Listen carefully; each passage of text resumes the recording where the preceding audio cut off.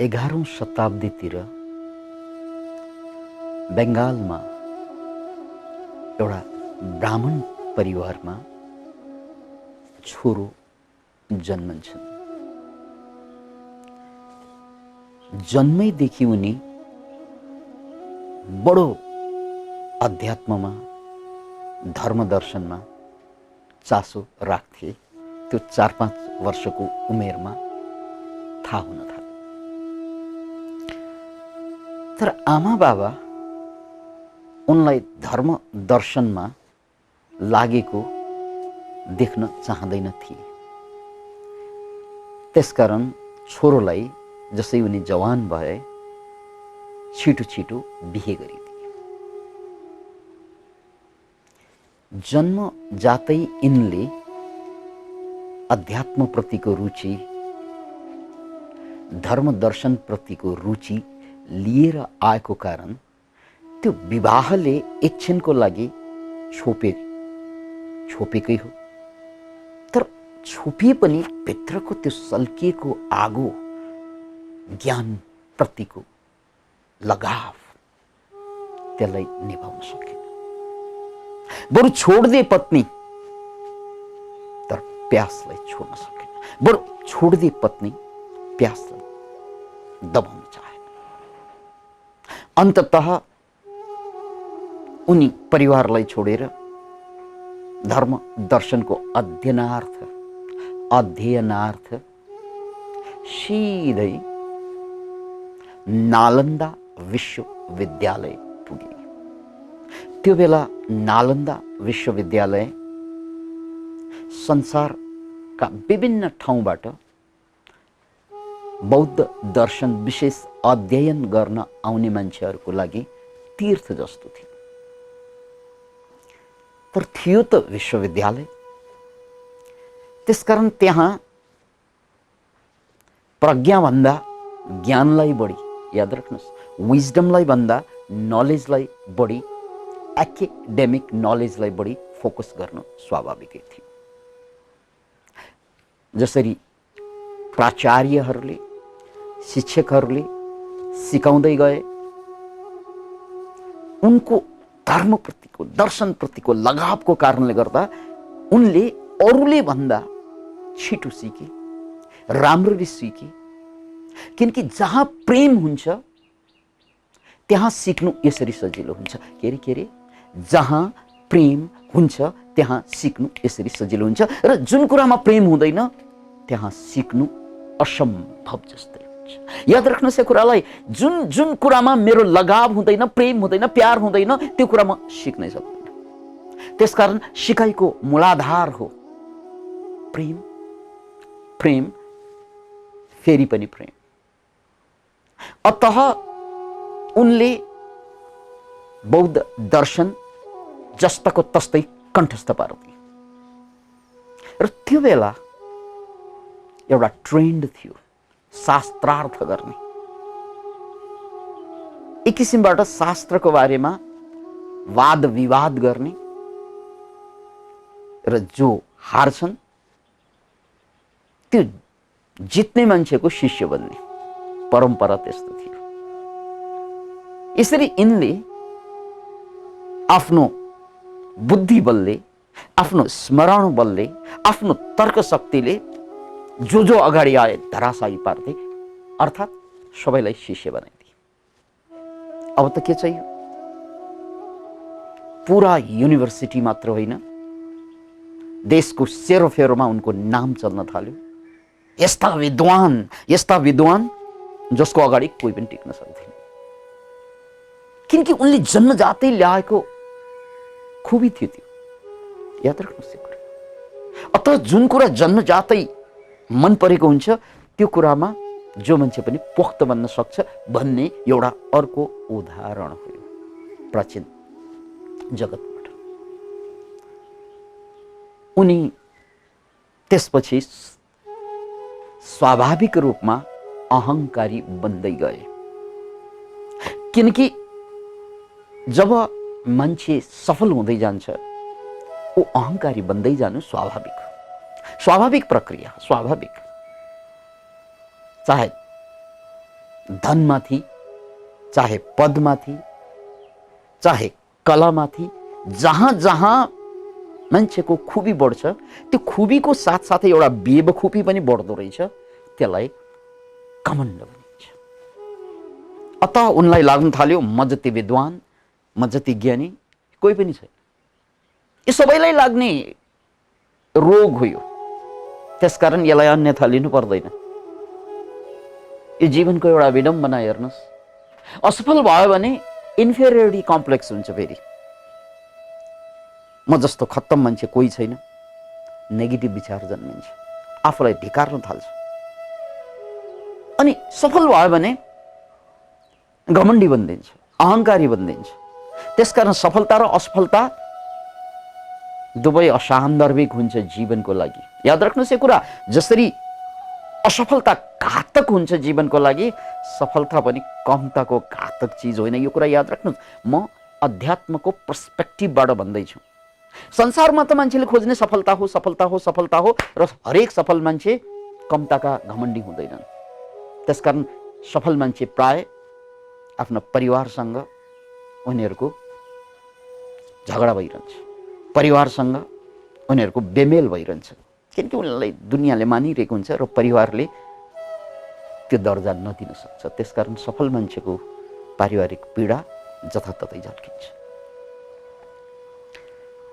अनि यो मान्छेको जसको बारेमा हामी अहिले चर्चा गर्दैछौँ, एकछिनमा म नाम खुलाउँछु, यो मान्छेको पनि घमण्डले आकाश छुँदै थियो।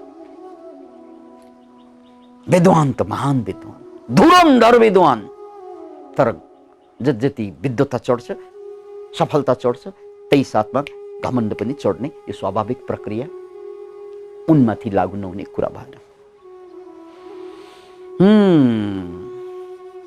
तर उनी केमाथि घमण्ड गरिरहेका थिए?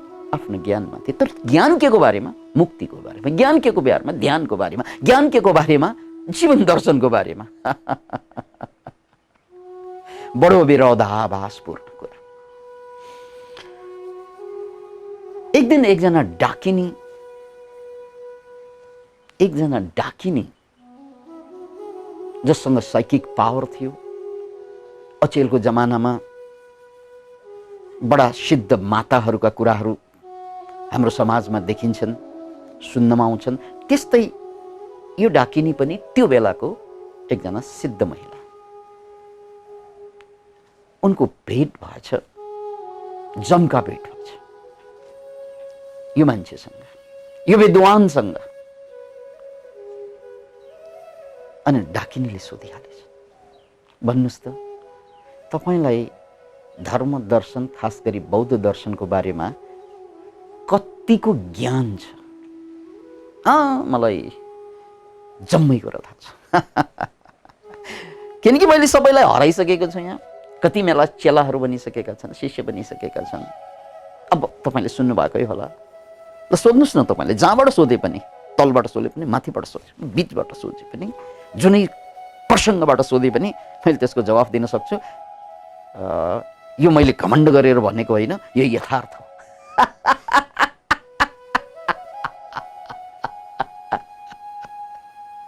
डाकिनी यस्तै हाँसिन्। डाकिनी यस्तै हाँसिन्, एकछिन हाँसिन् र दोस्रो क्षणमा क्वा क्वा रोइन्। Can you imagine? एकछिन हाँसिन्, त्यसपछि क्वा क्वा रोइन्। म हाँसेँ किनकि तिमी साँच्चै विद्वान छौ। एकजना विद्वानसँग भेट्नु, यस्तो धुरन्धर विद्वानसँग भेट्नु, यो खुसीको कुरा हो मेरो लागि। यो मेरो लागि खुसीको कुरा हो, सबैको लागि खुसीको कुरा हुन्छ, मेरो लागि पनि खुसीको कुरा हो।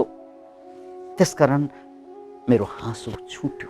हाँसेको होइन, हाँसो छुटेको, भित्रबाट हाँसो। यो हाँसो तिम्रो ज्ञानको सम्मानमा हाँसेको, यानी तिम्रो नलेजको सम्मानमा हाँसेको यो हाँसो त्यसरी नै फुटेको। अनि म रोएँ। किन रोएँ त भन्नाले तिमीलाई शब्द थाहा छ, तर त्यसको बोध छैन, त्यो घटेकै छैन। जुन ज्ञान तिमीले प्राप्त गर्यो त्यो शाब्दिक ज्ञान हो, त्यो दर्शन हो, फिलोसफी हो, तर त्यो घटेकै छैन तिमीमा।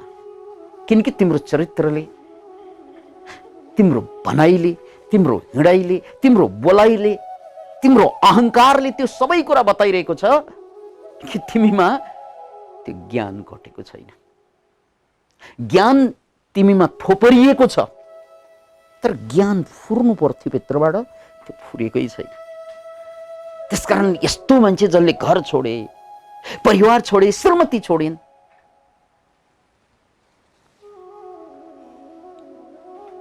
तर अझै ज्ञान घटेको छैन। किनकि ज्ञान घटेको मान्छे त मैले यो समयमा एउटै मात्र चिन्छु, त्यो तिमी होइनौ। को हो नि त त्यो? को? त्यो मान्छेको नाम हो तिलोपा, महासिद्ध तिलोपा। तिलोपाको नाम सुन्न साथ एकछिन उनी तिरमिराए, किनकि उनी विद्वान थिए। त्यसकारण उनलाई थाहा थियो तिलोपाको बारेमा। एकजना महासिद्ध, एकजना ज्ञानी पुरुष, अर्को शब्दमा बुद्ध पुरुष। अतः तिलोपाको नाम सुन्न साथ श्रद्धा जाग्न थाल्यो। हो बा, तिलोपा जस्तो हुनुपर्ने। तर म त एक किसिमबाट शब्द गनेर बसेको विद्वान नहुँ। जुन ज्ञान मलाई थाहा छ त्यो ज्ञान मलाई बोध नभएकै हो, यो पनि मलाई थाहा छ।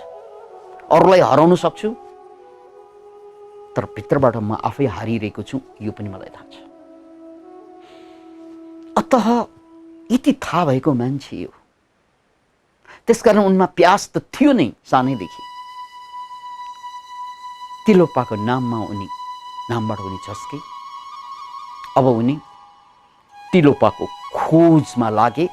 सारा युनिभर्सिटी छोड्दिए, सारा पद प्रतिष्ठा सबै छोडिदिए, किनकि उनी युनिभर्सिटी आएको त्यो प्रतिष्ठाको लागि आएको पनि। उनी सत्यकै खोजमा, ज्ञानकै खोजमा, मुक्तिकै खोजमा आएका हुन्, तर युनिभर्सिटीमा फँसेको कारणले गर्दा शब्द जोडेर त्यसलाई ज्ञान ठानेर बसेका मात्रै थिए। आज त मोह भङ्ग गराइदिइन् यी महिलाले, यी डाकिनीले। त्यो डाकिनीलाई सतसत नमन गर्दै अब उनी गुरुको खोजमा लागे।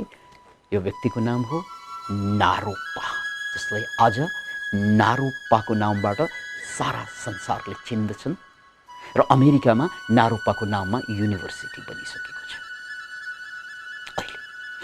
ओके, अब कथाको दोस्रो पाटोमा हेर्नुहोस्। त्यसपछि उनी अब विनम्र साधकको रूपमा, विनम्र सेवकको रूपमा गुरुको खोजमा लाग्न थाल्छन्। अब गुरुलाई भेट्न त्यति सजिलो होला र, त्यो पनि सद्गुरुलाई, किनकि यिनीहरूमा सत्य घटिसकेको हुन्छ। त्यसकारण यिनीहरूलाई न लोभ, न भय, न मोह, न कुनै किसिमको प्यास, केही पनि नभएको, केही पनि नभएर पनि सबै भएका यस्ता व्यक्तित्वहरू, जो अस्तित्वसँग एकाकार भएका व्यक्तित्वहरू भेट्न गाह्रो हुन्छ। खोज्दै कायल भए, किनकि उनी आज एक ठाउँमा, भोलि अर्को ठाउँमा, आज एउटा जङ्गलमा, भोलि अर्को जङ्गलमा, भन्नै सकिन्न। नारोपा पनि कम्ताको थिएनन्। प्यास जन्मैले लिएर आएको, किन पो चुक थिए र उनी। अन्ततः खोज्दै खोज्दै गुरुलाई भेट्टाए। टाढैबाट गुरु देखेपछि उनी भित्रैबाट आह्लादित भए, आनन्दित भए, खुसी भए। बाह्र आँसु झर्छ, मैले खोजेको मान्छे पाइहालेँ।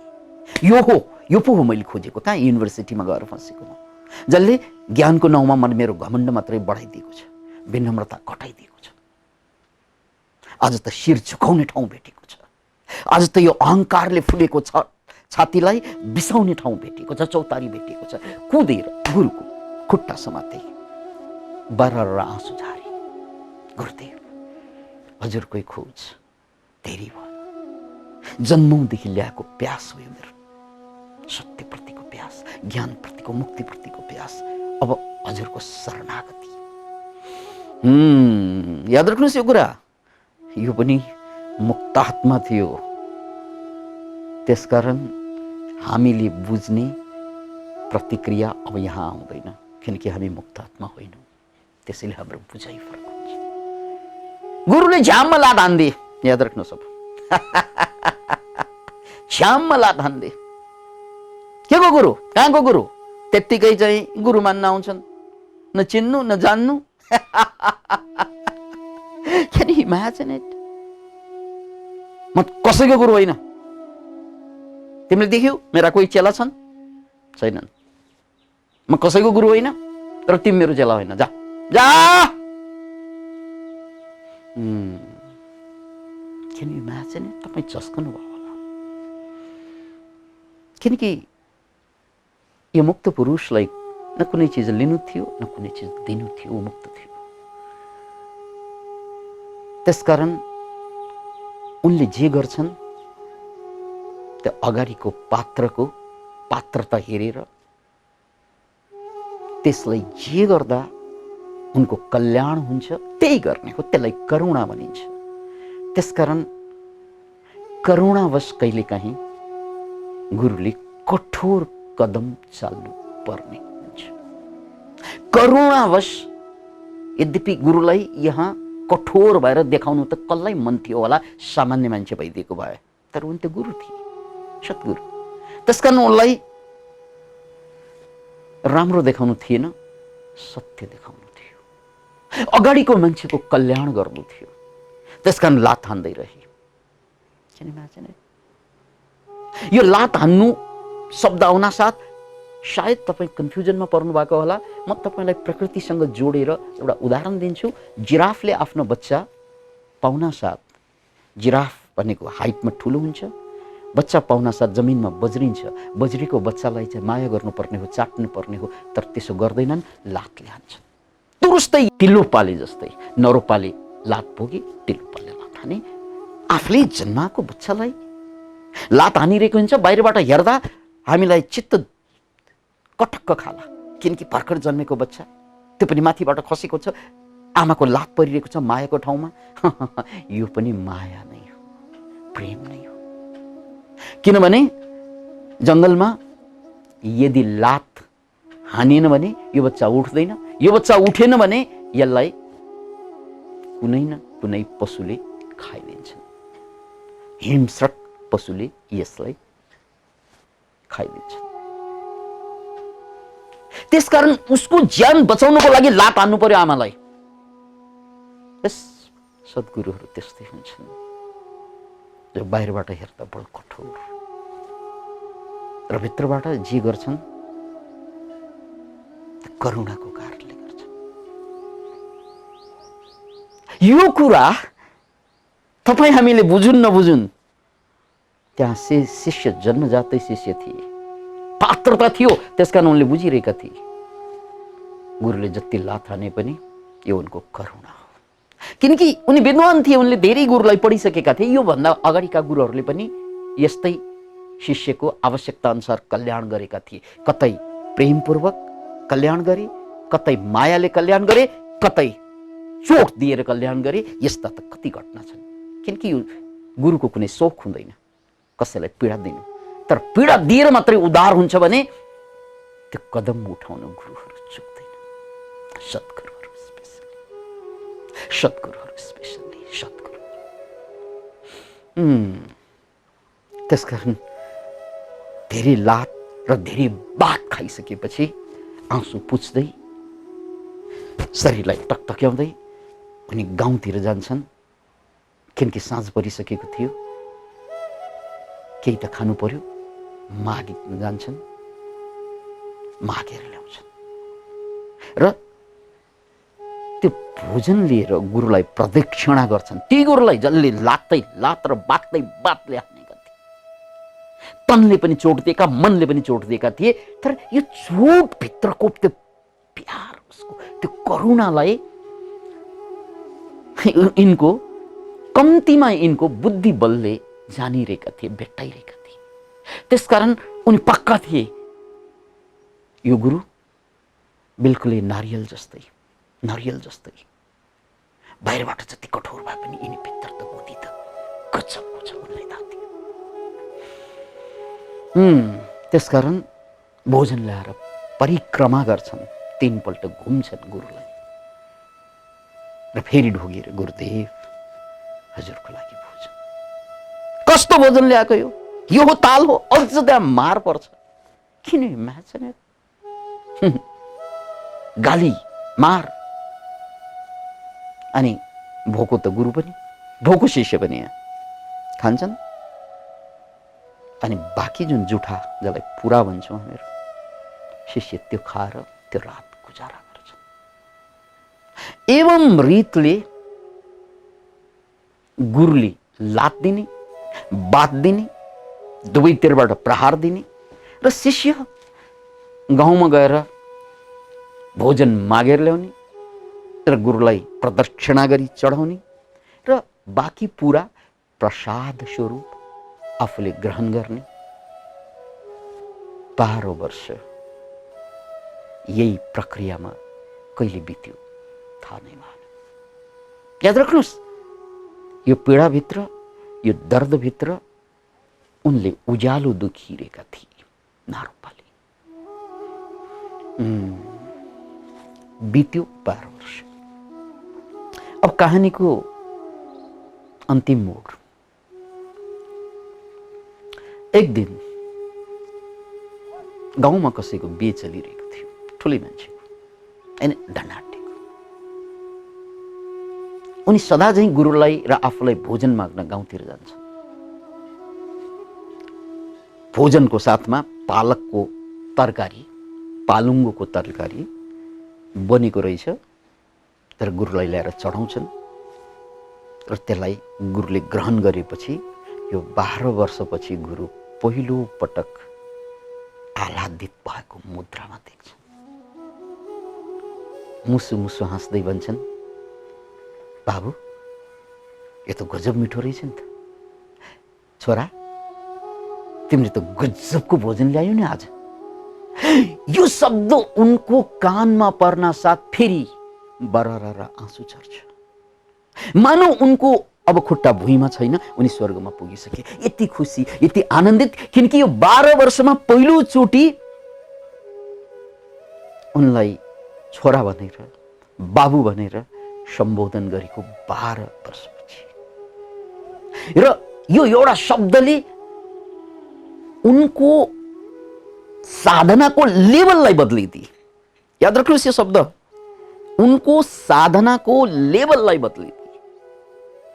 यसलाई शास्त्रमा, योग शास्त्रमा भूमि भनिन्छ। यो साधनाको चरण चरण चरण चरण लेभललाई योग शास्त्रको भाषामा भूमि भन्छन्। पहिलो भूमिलाई दृढ भूमि भन्छन्, जहाँ साधकले साधना लामो समय गरिसकेपछि त्यो साधनाबाट विचलित नभइकन अगाडि बढ्न सक्ने अवस्थालाई दृढ भूमि भन्छन्। र त्योभन्दा माथिको अर्को भूमि हुन्छ, त्योभन्दा अझै शक्तिशाली भूमि हुन्छ, जसलाई प्रमोद भूमि भनिन्छ। त्यो प्रमोद भूमि भनेको भित्रैबाट आनन्दित हुनु।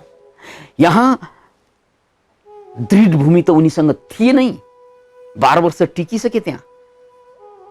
अब प्रमोद भूमि हासिल भयो।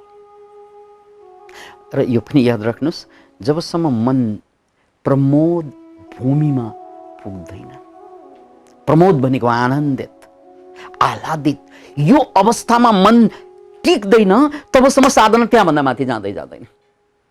याद राख्नुहोस् यो कुरा, जबसम्म मन प्रमोद भूमिमा, मलाई हुँदा पनि नहुँदा पनि, काम लाग्दा पनि, चिसो हुँदाखेरि पनि, जे हुँदाखेरि पनि मन प्रतिकूलै नहुने अवस्था, सबै कुरा प्रतिकूल भइरहेको हुन्छ। कहिलेकाहीँ भोजनको कुरा होला, कहिलेकाहीँ मौसमको कुरा होला, कहिलेकाहीँ कसैको व्यवहारको कुरा होला, तर जति जे हुँदाखेरि पनि मन विचलित नभइकन खुसी भइरहनुलाई प्रमोद भूमि भनिन्छ। यो प्रमोद भूमि साधकको लागि अब उडान भर्ने, त्यहाँभन्दा माथि उडान भर्ने हेलिप्याड जस्तै हो त्यो, लन्चिङ प्याड जस्तै हुन्छ त्यो। अतः यो अवस्थामा एउटा शब्दले पुर्याइदिए, गुरुको एउटा शब्दले। किनकि 12 वर्षसम्म गाली गर्ने गुरुले आज छोरा बाबु मिठै खाना ल्यायो नि। आहा, अब चाहियो कि दृढ भूमि त पहिल्यै प्राप्त साधक, अब प्रमोद भूमिमा पुगे। याद राख्नुहोस्, गुरुले 12 वर्षसम्म दुःख नदिएको भए, यो छोरा छोरा भनेर सुरुदेखि भन्दै आएको भए, यो प्रमोद भूमि उनलाई हासिल हुँदैन थियो। याद राख्नुहोस्, किनकि बानी भइसकेको हुन्छ, यस्तै त हो नि, बुढाले जहिले पनि छोरा भन्दो रहेछ। तर बुढा त्यस्तो थिएन। त्यसकारण बुढाले उसलाई गाली गर्दै रहनु, पीडा दिइरै रहनु पनि उनको करुणा थियो, साधनाको एउटा इकाइ थियो। अन्ततः गुरुले ज्ञान दिनु परेन यहाँ, उनी आफै त्यो भूमि हासिल गर्न पुगे। Can you imagine it? Okay, अब कथाको चुरोतिर जाउँ। बाबु गजबको पालक रहेछ नि त, फेरि मागेर ल्या त, ल्या मलाई चाहिँ आज त मनै भरेन, ल्या न ल्या जा।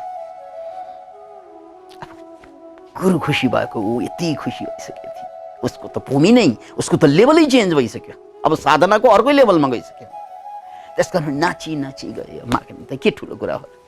त्यक्षामदेखि मेरो गुरुलाई पालक मन पर्यो दिन।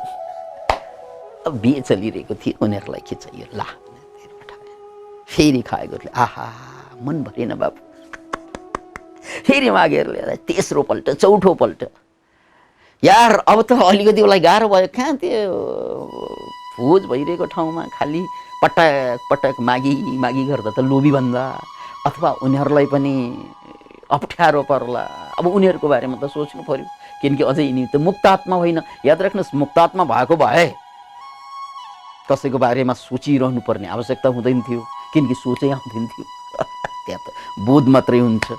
यहाँ त मान्छे अझै पनि ऊ मान्छे हो, त्यसकारण त्यहाँ सोचले काम गर्दैछ, किनकि अरूले के भन्ला।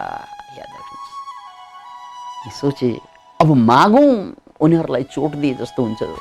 अब हाम्रो सभ्यता, हाम्रो संस्कारले त्यो नदिने कुरा हुन्छ, त्यसले अरूलाई कति दुःख दिने भन्ने हाम्रो संस्कारले दिँदैन। त्यो पनि यस्तो राम्रो परिवारबाट आएको मान्छे अरूलाई त्यसरी दुःख दिने के चाहन्थे र। अब नमागौँ फेरि गुरुको कुरा, केही त गर्नु पर्यो, किनकि यो खाइसकेपछि फेरि गुरुले चाहिँ अरू माग्न त मलाई पठाउनुहुन्छ, मलाई थाहा छ। यो त पक्का गुरु हो, मलाई थाहा छ। यिनले चाहिँ यहाँ रोक्नेवाला छैन, आई एम क्लियर। त्यसकारण यो बार बार मागेर उनीहरूलाई पीडित पार्नुभन्दा लज्जा जे पर्ला पर्ला पुरा भाँडो नै उठाएर ल्याइदिए, चोरेर ल्याइदिए।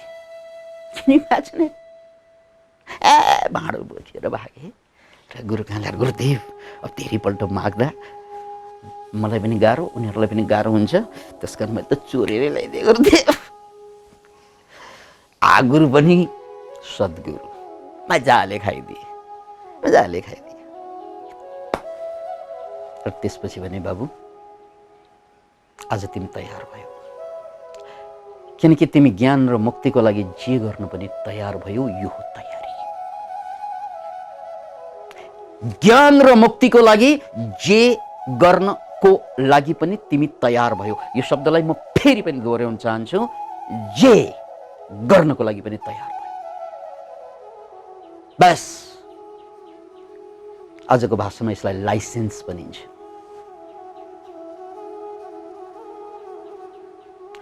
एकचोटि विचार गर्नुहोस् त, एउटा ड्रग एडिक्टसँग ऊ पनि जे पनि गर्छ होइन, ड्रग्सको लागि भित्रैबाट उसलाई चाहिँ गाह्रो हुन्छ, विड्रल सिन्ड्रोम हुन्छ, छटपट हुन्छ, अनि त्यसपछि लुटेर, मारेर, खोसेर, चोरेर, वेश्यावृत्ति गरेर, जे गरेर पनि पैसा प्राप्त गर्छ र त्यो ड्रग एडिक्टले ड्रग खान्छ। अरे यार, यो त ड्रग एडिक्टले आफूलाई बर्बाद गर्नको लागि जे पनि गर्छन्, तिमी त ज्ञानी बन्न खोज्दैछौ, मुक्त बन्न खोज्दैछौ, एनलाइटेन बन्न खोज्दैछौ, अझै तिमी यो गर्नुहुन्छ कि हुँदैन भनेर सोचिरहेका छौ। Can you imagine it? त्यो ड्रग एडिक्ट भन्दा कमजोर छौ तिमी, त्यो ड्रग एडिक्ट भन्दा कमजोर छौ तिमी, त्यो ड्रग एडिक्ट भन्दा कमजोर छौ तिमी। त्यसकारण यस्ता व्यक्तित्व 20 वर्ष 40 वर्ष ऊ साधना गर्दै बस्छ, प्रभुको नाम लिँदै बस्ला, ध्यान गर्दै बस्ला, तर ऊ रूपान्तरित हुँदैन, ऊ मुक्त हुँदैन, ऊ एनलाइटेन हुँदैन। गरुन्जेल ध्यान आनन्द आउँछ, छोडेपछि पीडा फेरि सुरु हुन्छ यस्ता मान्छेको। अतः गुरुले भने आज तिमी तयार भयो जे गर्न पनि। किन चोरी गरेर ल्यायो, जो सामाजिक रूपमा अपराध मानिन्छ, आज त्यो गर्न पनि तिमी पछि परेनौ। तिम्रो योग्यता हो यो, किनकि उद्देश्य तिम्रो ज्ञान हो। कर्म तिम्रो के हो यो त सांसारिक मान्छेले हेर्ने कुरा हो, तर साधकले कर्म हेर्ने होइन, उद्देश्य हेर्ने हो। याद राख्नुहोस्, कर्म हेरेर यो राम्रो यो नराम्रो यो असल खराब त्यो त सामान्य मान्छेको कुरा हो, सांसारिक मान्छेको। के त साधक हो, उसलाई कर्म होइन उद्देश्यको कुरा छ, उद्देश्यको कुरा, यो महानतम उद्देश्य। किनकि जीवनमा त्यो उद्देश्यमा पुगिसकेपछि अरू उद्देश्यमा पुग्न आवश्यकता पर्दैन। जीवनमा त्यो सत्यलाई पाइसकेपछि अरू कुरा पाउनु कुनै आवश्यकता पर्दैन। त्यसलाई जानिसकेपछि अरू जान्ने कुरा केही पनि रहँदैन। त्यस्तो महानतम कुराको लागि, त्यस्तो महानतम कुराको लागि, त्यस्तो महानतम कुराको लागि जे गर्न पनि तयार हुनु। बस यो हो लाइसेन्स। जाउँ बाबु, अब म तिमीलाई दीक्षा दिन्छु, किनकि तिम्रो समय भइसकेको छ, किनकि तिमी पाकिसकेका छौ। अब हिजोसम्म तिमी आला काँचा देख्थे, म तिमीलाई पकाउनको लागि नै पीडा दिइरहेको थिएँ, जानी जानी। अब तिमी पाकिसक्यौ। अब तिमीलाई एउटा धक्का बाँकी छ, बस अन्तिम धक्का, त्यो साधनाको धक्का। अब ठाउँ चाहियो, किनकि एउटा ठाउँ त चाहियो जहाँ बसेर साधना गर्ने, साधना फलीभूत पार्ने। याद राख्नुहोस्, यो साधकको लागि बडा महत्त्वपूर्ण सन्देश हो। अब एउटा ठाउँ चाहियो, एउटा भूमि चाहियो जहाँ बसेर कतैबाट डिस्टर्ब नभइकन भोजन पानी पनि उपलब्ध भइरहोस् र साथसाथै कुनै पनि वातावरणले पनि डिस्टर्ब नगरोस्, मौसमले डिस्टर्ब नगरोस् र मुक्त नभएसम्म साधना जारी रहोस्। त्यस्तो ठाउँ खोज्नुपर्छ साधकले। यदि त्यस्तो ठाउँ खोजेन भने त्यो साधक सिद्ध कहिल्यै बन्दैन। याद राख्नुहोस् यो कुरालाई। अरे यार, एउटा कुखुराले अन्डा पार्नलाई या चाहिँ बिरालोले बच्चा पार्नलाई पनि ठाउँ खोज्छ, किनकि गतिलो ठाउँ परेन भने आफ्ना बच्चा या आफ्नो अन्डा कसैले खाइदिन्छ। त्यस्तै साधकको लागि पनि अब अन्डा पार्ने या बच्चा पार्ने या आफू भित्रको त्यो ज्ञानलाई, मुक्तिलाई जन्माउने बेला हो। त्यसकारण एउटा थलो आवश्यकता हुन्छ। त्यही थलोको खोज गर्दा गर्दै यिनीहरू बङ्गालदेखि घुम्दै घुम्दै घुम्दै घुम्दै घुम्दै बागमतीको किनार, पशुपतिनाथको मुनि बागमती जहाँ बग्छन् त्यसको किनारमा गुफा छन्, त्यहाँ पुग्छन् र त्यो गुफा देखेपछि गुरुले भने यो ठाउँ तिम्रो लागि। अनि त्यही पशुपतिनाथ मुनिको गुफामा गुरुले तिलोप्पाले नारोप्पालाई वज्रवाराहीको दीक्षा दिन्छन् र त्यो दीक्षा र त्यो थलो, बस त्यसमा उनले साधना यति सहज रूपमा गर्दै गए, यति सहज रूपमा गर्दै गए, निर्विघ्न निर्बाधा। अब कति वर्ष लाग्यो होला? 6 वर्ष बुद्धलाई जस्तो या कुनै सिद्धलाई जस्तो 12-14 वर्ष? नो, 6 महिनामा उनी मुक्त भए, उनी महासिद्ध भए। किन इमेजिन इट? किन 6 महिना? किन त्यति थोरै? किन भन्नाले 12 वर्षसम्म गुरुले उनलाई दुःख दिइरहेको त्यो पनि साधनाको नै पाटो थियो। त्यो साधकलाई थाहा हुँदैन थियो, हुँदैन सामान्यतया। त्यसकारण जब सद्गुरु भेट्टाइन्छन् त्यो कच्चा साधकहरू भाग्ने गर्छन्। याद राख्नु, जब सद्गुरुको सामु पर्छन् त्यो कच्चा साधकहरू जहिले पनि भाग्ने गर्छन्। र जब नक्कली ठग जसको उद्देश्य मात्र पैसा कमाउने बाहेक या कुनै अन्तर्भूत स्वार्थ हुन्छ, त्यस्तै स्वार्थ भएका साधकहरू मजासँग जोडिरहेका हुन्छन्। किन? किनकि गुरु र शिष्य दुवैको लेभल एउटै भनिदिन्छ। तर यहाँ त सद्गुरु छ, कुरो फरक भयो।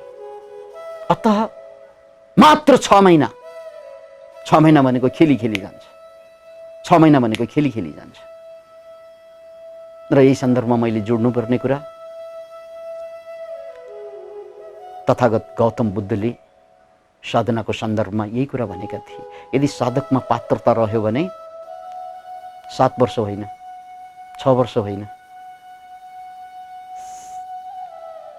6 महिना होइन, 7 दिनमा पनि मान्छे रूपान्तरित हुन सक्छ यदि उनमा पात्रता भइदियो। बस यहाँ 6 महिनाको कुरा छ। र त्यसपछि जब उनी महासिद्ध भए, अब त के चाहियो? उनलाई देख्ने मान्छेहरू टाढैबाट प्रभावित भए, मानव उनको छातीबाट प्रकाश सिधै निस्केर उनीहरूको आँखा तिर्मिराइरहेको छ, उनीहरूलाई प्रभावित गरिरहेको छ। र त्यसपछि उनी त्यो बेला सबभन्दा प्रसिद्ध गुरुमा गनिन थाले।